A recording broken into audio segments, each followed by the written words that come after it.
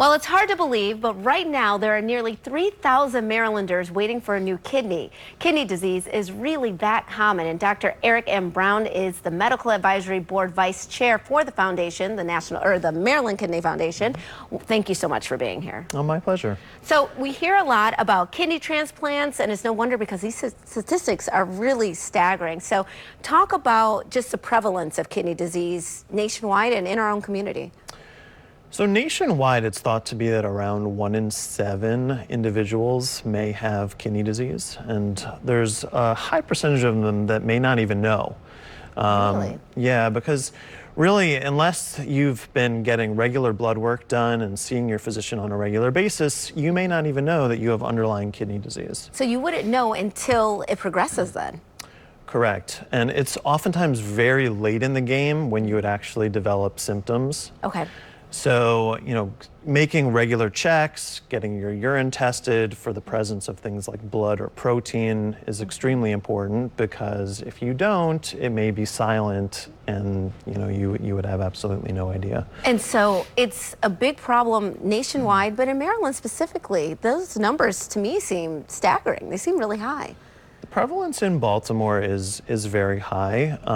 Kidney disease, we know, sort of affects the African American population at higher levels, and in Baltimore City we have a relatively high African American population. Correct. Yes. In this, in this setting, about 60% of those people that are on that waiting list are African American, and so it is a big problem in this city as compared to nationwide. Absolutely, and of course we want to help our community, and we can do that with the National Kidney Foundation. Explain to me how the foundation works and how we can help our neighbors and our friends. So the foundation is set up in order to mainly raise money, in order to provide that money to a lot of different, great causes. Yes. One of them is education, not only for the providers themselves, but also of patients. And that money also goes to screening. So checking people who may not know that they have underlying kidney disease and seeing whether they do. There's lots of funds that are also allotted towards helping people who have kidney disease. So for example, people who are on dialysis have a lot of barriers, whether it's transportation getting to dialysis, helping to pay for their medications. Right, medical equipment. Exactly. Yeah. So a lot of those funds will go towards, helping them just with the rigors of what it means to have kidney disease. And we can help because you have a fundraiser coming up. I'm really excited about this. You've got the Kidney Walk, which I'm going to be emceeing. Great. This is a topic that is, near and dear to my heart. I shared with you before we started that a friend of mine is on the kidney list, or she's waiting for a kidney, and that I had gone through the process of trying to be a donor. And so this is one of those things that I feel like all of us know somebody. And so we can get involved and do this walk. Tell me a little bit more about it. So the walk is coming up. It's on October 6th. Yes. It's a great event. I've done it on numerous occasions with my whole family.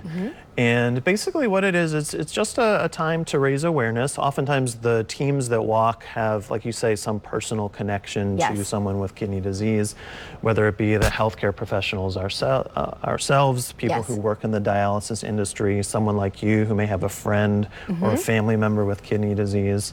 It's at the Waverly Y. Yes. And it's a relatively short walk, and each team is raising money that goes towards all these great programs that I just spoke about a little bit earlier. I'm going to be lacing up my running shoes. I know it's a walk, but I might power walk it, might as well. So this is happening October 6th. Fill out that registration form beforehand. Otherwise, you can register at 9 a.m. Thank you so much for being here. Really appreciate it. And we'll be right back with more Midday Maryland right after this. Stay tuned.